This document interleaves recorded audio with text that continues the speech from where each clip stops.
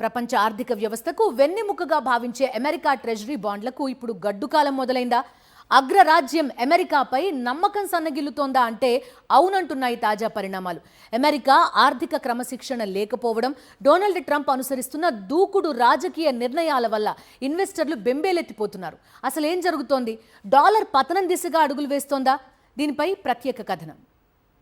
దశాబ్దాలుగా ప్రపంచవ్యాప్తంగా ఇటు ఇన్వెస్టర్లకు, సెంట్రల్ బ్యాంకులకు అమెరికా ట్రెజరీ బాండ్లు అంటే ఒక సేఫ్ హెవెన్, అంటే అత్యంత సురక్షితమైన పెట్టుబడిగా పేరుండేది. కానీ ఇప్పుడు సీన్ రివర్స్ అవుతోంది. డెన్మార్కు చెందిన ఓ ప్రముఖ పెన్షన్ ఫండ్ ఈ నెలాఖరుకల్లా తమ వద్ద ఉన్న అమెరికా బాండ్లన్నింటినీ అమ్మేస్తామని సంచలన ప్రకటన చేసింది. అమెరికా ఆర్థిక స్థితిగతులు ఏ మాత్రం ఆశాజనకంగా లేవని, అక్కడ పెట్టుబడులు పెట్టడం రిస్క్ అని వారు బహిరంగంగానే విమర్శిస్తున్నారు.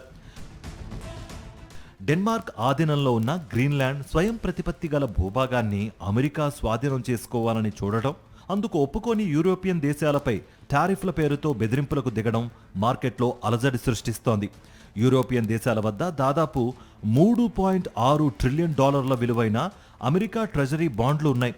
ఇది మొత్తం విదేశీ పెట్టుబడుల్లో 40%. ఇప్పుడు ఈ దేశాలన్నీ బాండ్లను వదిలించుకోవాలని చూస్తే అమెరికా ఆర్థిక వ్యవస్థ కుప్పకూలడం ఖాయమని విశ్లేషకులు హెచ్చరిస్తున్నారు. ఇన్వెస్టర్లు బాండ్లను విక్రయిస్తూ ఉండడంతో అమెరికాలో అప్పు తీసుకునే ఖర్చులు విపరీతంగా పెరిగిపోతున్నాయి.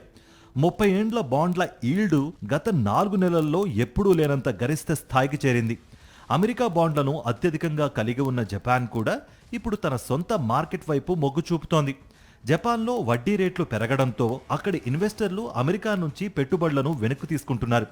ఇక మొత్తానికి అగ్రరాజ్యం అమెరికా ఇకపై సురక్షితమైన దేశం కాదని, అనిశ్చితికి కేర్ ఆఫ్ అడ్రస్గా మారుతోందని ప్రపంచ దేశాలు భావిస్తున్నాయి. ట్రంప్ హయాంలో అమెరికా తన మిత్ర దేశాలతోనే తలపడుతుండడం వల్ల డాలర్ విలువ పడిపోవడమే కాకుండా గ్లోబల్ ఫైనాన్షియల్ మార్కెట్లో పెను మార్పులు వచ్చేలా కనిపిస్తున్నాయి.